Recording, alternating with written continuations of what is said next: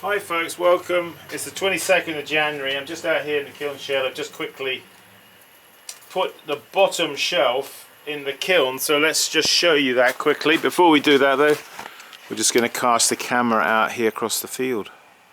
It's a beautiful, beautiful day. It's kind of real crisp, but it's ice here on the ground, as you can see. Yeah, I have to be a bit careful walking with my pots from the studio down here, but it is melting now. So to bring you up to speed here, what is going on?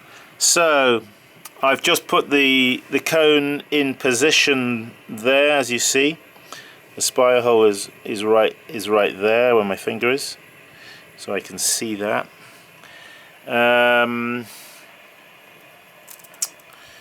I put a couple of those bud vases down there by the cutout at the bottom of the chimney here, so hopefully not to block it too much, you know, with pots, high pots, right up hard against it. So I'm sort of stepping these back a little bit, and they're not very tall, so it'll allow some flame aerodynamic action, if you know what I mean. The flames to be able to go down there and then up and out of the chimney here. I've put some bud vases right down on the floor there, you'll see, and also down there on this side. Usually I put a couple down there. I've squeezed in a third. We'll see how that is. Alright, so just about ready now to put this shelf. So I'm picking the shelf up. Okay, I'm now going to put the camera on a tripod because I've only got two hands. Believe it or not. Okay, so if you have shelves like this, they're on the floor, you want to pick them up, and of course you want to just dust them off, especially where they've been on the floor. Now inspect what I do anyway, just inspect the back wash that is on here.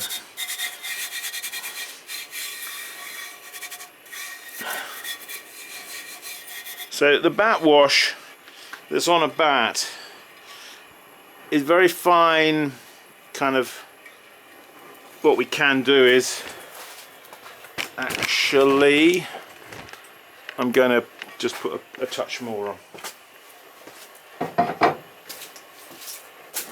because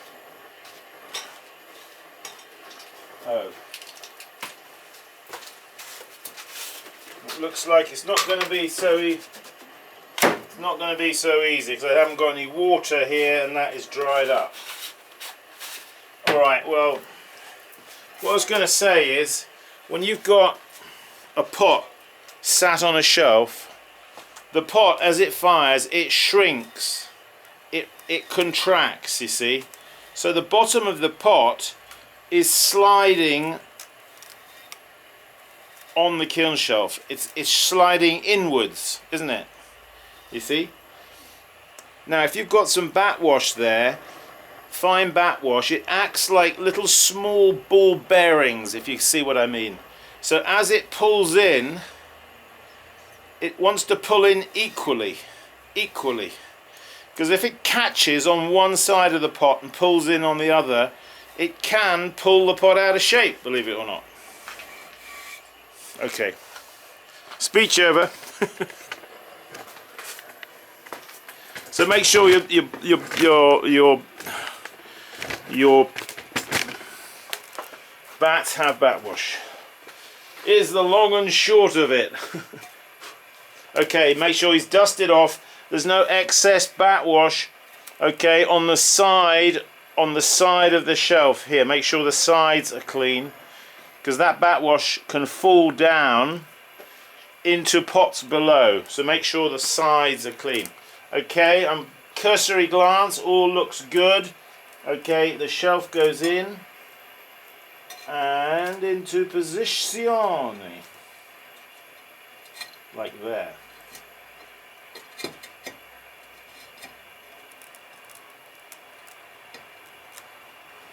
Okay, so you will notice that there at the front side there's a small gap where the shelf, see that little gap there? So some of the flame, you see, some of the flame can go down there.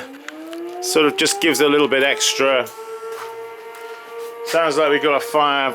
We have a fire station here in Milheim, so that's what we got going on. So I've got a few more pots over there. I'm just going to bring over. I don't want to make this a long clip. I'm not sure how much battery I got.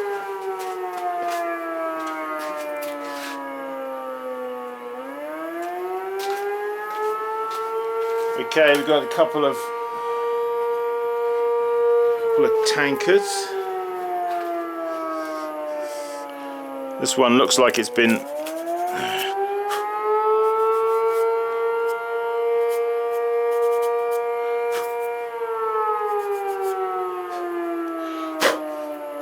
just give them a blowout if they've been standing around for a while, okay?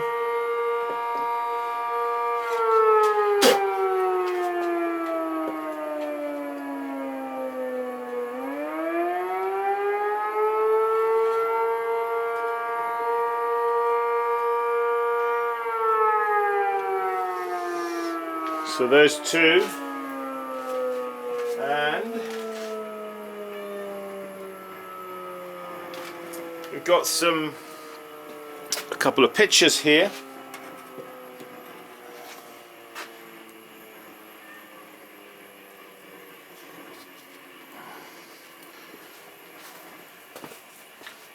So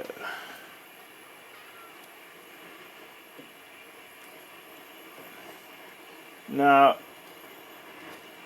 when we're packing raw like this, we can put them touching each other.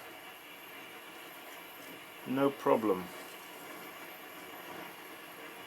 But I'm not going to be able to really get more than 3 along the front there anyway, so there's no point in trying to cram them all in, you know, hunched all together. You might as well just space them a little bit. Alright.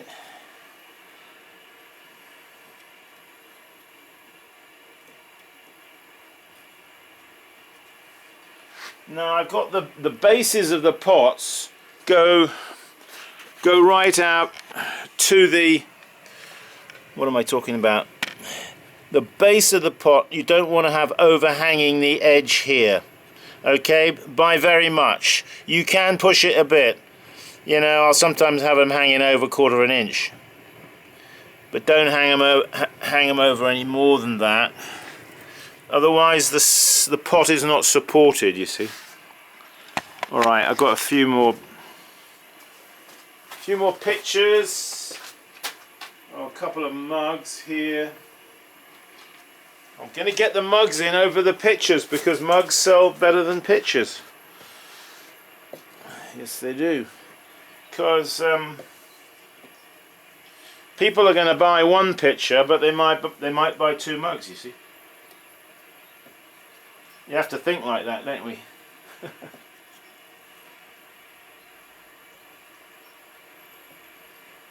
So, in handling the pots, you want to be careful if you've got oxides, because they can smudge. If you've sprayed wood ash over the outside of your pot, like these, you want to be careful you don't handle where the wood ash is, because you can leave finger marks and that can look ugly. Alright. Okay, what else? We've got a Celadon one, and I've got a couple of tea bowls here which I just decorated. So we'll see if we can get them in.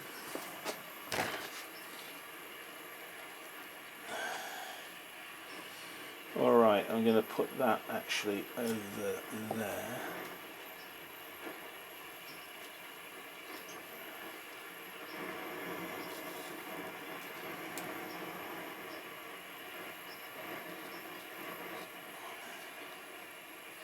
It's always a temptation, isn't it, to cram in as many and as much as you can. And I am guilty. 100%. It's just that we like to get as many in as we can, don't we? It makes better sense in some ways. In some ways it doesn't, because if you've got too many, you know, you can, in a gas kiln, you can clog up the kiln with too many pots, and then it interrupts the gas flow around the kiln, and that's not always good. There go the fire engines.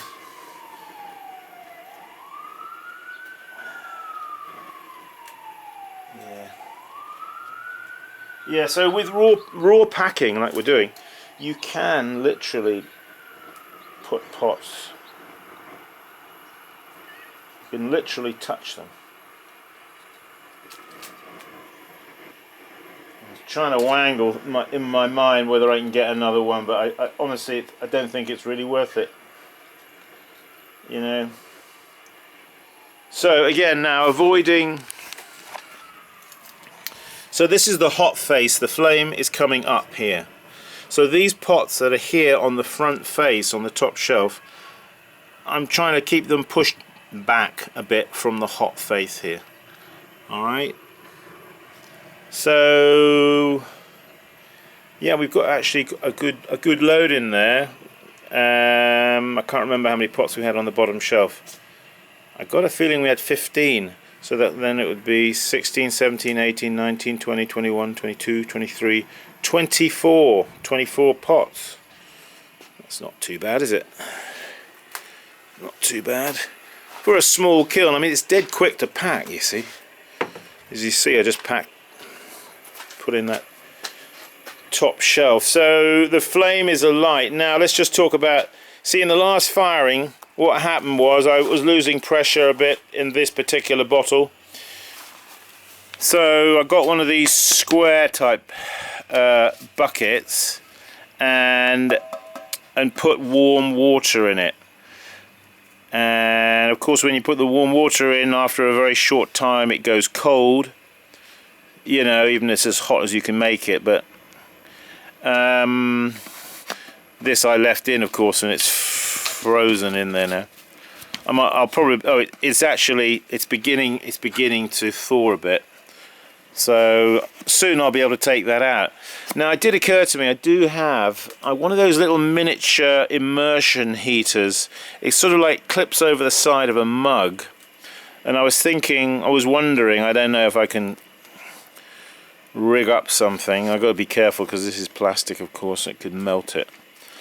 If I could hang it over the edge when I've got the water in there, to keep the water at a temperature.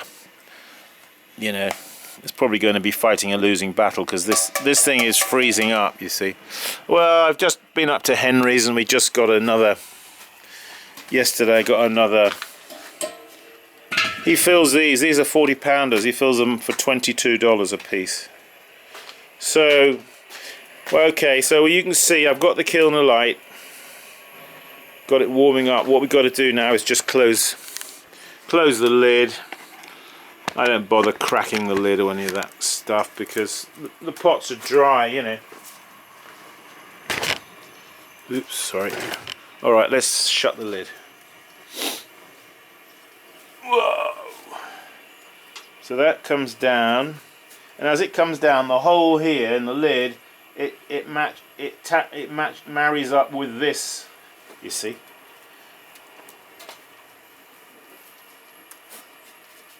That's it. All good. All good. It's now 25 past 12. Okay, so we're just going to keep it on a low setting there. Time 25 past 12. I've done a chart, you see here. So I'll start plotting that. This is the 13th small firing, small kiln firing. It's 100% raw glaze, cone 10, and we're going to turn on the pyrometer here. Let's turn him on. He won't be reading much at the minute. Well, there you see, 130, 140 degrees. 140 degrees. And we'll call it 150 degrees and starting at 12:30. So yeah, I've got to mark these up now. That's 200, 400, 600. So that, what was it? I say 150. So that'll be 100. That'll be 150, and it's now 12:30. So that'll be there. Okay. There he is. 150. I've got in the habit now these days of actually writing the actual temperature reading as I go, as well as just plotting the graph. I actually put the actual temperature. I don't know, it's just a quirk of mine. Yeah, so this, I wonder if I could take that out.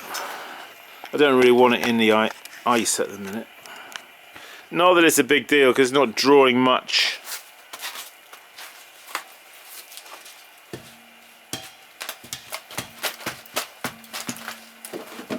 Hey. Alright, so it's a good thing to know that these square kind of buckets work quite well with these size cylinders. I'm going to leave this here. Let's let it thaw out. It should thaw out slowly. One last thing to do here, and that is